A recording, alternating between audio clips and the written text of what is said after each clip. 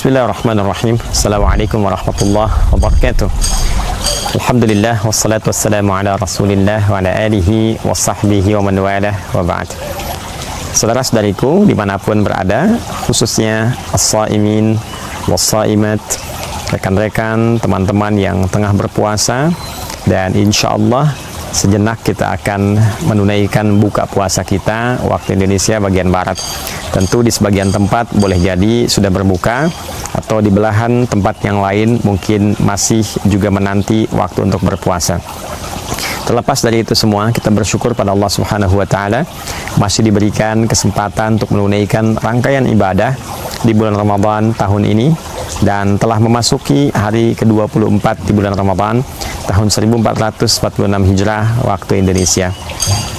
Teman-teman, di antara sekian ayat yang memberikan kesimpulan terbaik tentang tujuan takwa itu, tentang esensi dari puasa itu yang disebutkan di Al-Baqarah ayat 183, ya ayyuhalladzina amanu kutiba alaikumussyam kama kutiba alal ladzina min qablikum la'allakum tattaqun.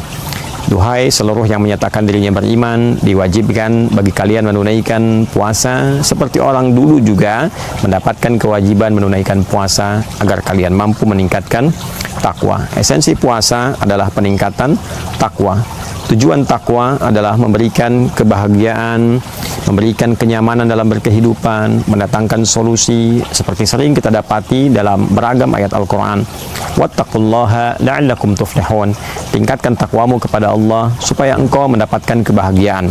Wattaqullaha wa yu'allimukumullah.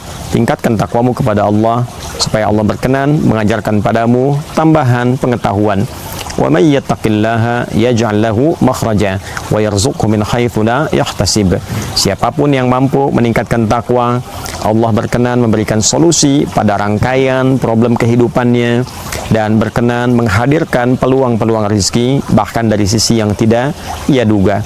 Itulah diantara tujuan mengapa takwa itu penting, supaya membuat kita semakin bahagia, semakin nyaman berkehidupan, dan juga semakin meningkat pengetahuan kita.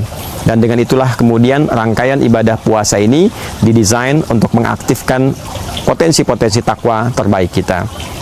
Di antara rangkaian ibadah yang mungkin bisa dioptimalkan khususnya bagi para orang tua untuk meningkatkan takwa bagi anak-anaknya, ialah apa yang ditegaskan dalam Al-Quran di surah ke-4 An-Nisa di ayat ke-9, ketika Allah Subhanahu wa Ta'ala berfirman, وَلْيَخْشَى الَّذِينَ لَوْ تَرَكُوا مِنْ خَلْفِهِمْ ذُرِّيَّةً ضِعَافًا خَافُوا عَلَيْهِمْ فَلْيَتَّقُوا اللَّهَ وَلْيَقُولُوا قَوْلًا سَدِيدًا. Dan hendaklah setiap orang tua itu memiliki rasa kekhawatiran yang dalam bila meninggalkan, mewariskan generasi anak-anak di belakangnya berada dalam keadaan lemah. Teman-teman, bapak dan ibu, saudara-saudariku, ayah dan bunda, di sini lemah ditafsirkan dengan beragam oleh para ulama. Ada yang mengatakan pertama, yang paling dasar adalah lemah iman, lemah agamanya. Sangat disayangkan jika ada anak tumbuh dewasa, dia pintar, dia luar biasa, dia mendapatkan harta kekayaan yang cukup, tapi dia tidak mengenal Tuhannya, dia nggak bisa sholat, dia tidak bisa baca Al-Quran.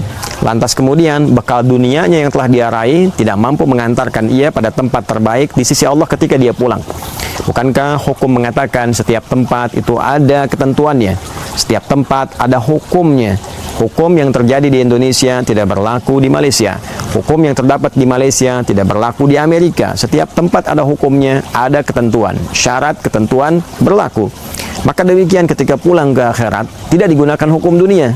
Maka keadilan berlaku, hukum akhirat menggunakan ketentuan akhirat, hukum dunia menggunakan ketentuan dunia.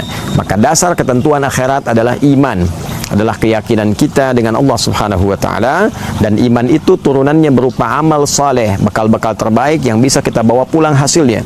Maka salat bagian dari iman. Dibukalah kata iman pertama dalam Al-Quran dengan sandingan salat, alladzina yu'minuna bil ghaibi wa yuqimunas shalah.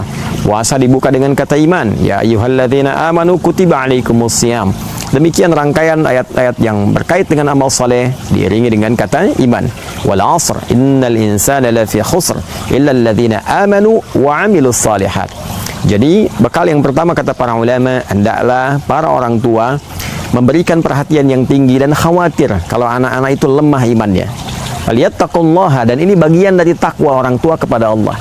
Jadi takwanya orang tua kepada Allah itu bukan ketika orang tua bisa menjadi seorang yang tinggi jabatan, bukan berarti seorang yang pintar dengan banyak pengetahuan, bukan berarti juga seorang yang kaya dengan limpahan banyak harta benda. Takwa tertinggi orang tua di hadapan Allah adalah ketika mampu mengenalkan anak-anaknya dengan Allah, ketika mampu mendekatkan anak-anaknya dengan sang pencipta utama, Allah subhanahu wa ta'ala, la ilaha illallah. Oleh karena itu, apa yang dikerjakan oleh kami misalnya di pesantren, bagaimana membuat anak-anak ini semakin mengenal Allah, semakin dekat dengan Allah, diberikan fasilitas yang membuat mereka semakin merasa bahwa Allah itu Tuhan yang hak, semakin merasa dirinya lemah ingin menghamba kepada Allah. Maka belajarlah kemudian hal-hal yang mampu mendekatkan mereka kepada Allah. Desain pakaian membuat mereka kenal Allah, makanan yang ketika mereka makan mereka kenal Allah, dan halaqah-halaqah di masjid yang dihadirkan membuat mereka lebih merasa dekat dengan Allah, lebih nyaman, lebih tenang. Dan juga kita berusaha mendampingkan mereka dengan guru-guru yang memang sudah kenal dengan Allah. Nah, ini problemnya. Kadang-kadang orang tua menyekolahkan anak di tempat yang ingin anaknya kenal dengan Allah, tapi pengajarnya boleh jadi belum kenal dengan Allah. Kenalnya dengan materi, kenalnya dengan amplop, kenalnya dengan macam-macam. Allahu ta'ala alam bisawab. Untuk itu kita saling mendoakan. Kita saling mendoakan semoga para pengajar, khususnya di sekolah-sekolah Islam, memiliki satu kesadaran penuh untuk mendidik anak-anak didik itu supaya dekat dengan Allah dan dilakukan dengan penuh keikhlasan karena Allah subhanahu wa ta'ala. Ini bagian yang pertama, turunan takwa orang tua kepada Allah dengan mendidik anak. Yang kedua, kata para ulama, juga selain dijaga dari lemah iman, jaga juga dari lemah ilmu. Iman bagus, tapi ilmu juga utama.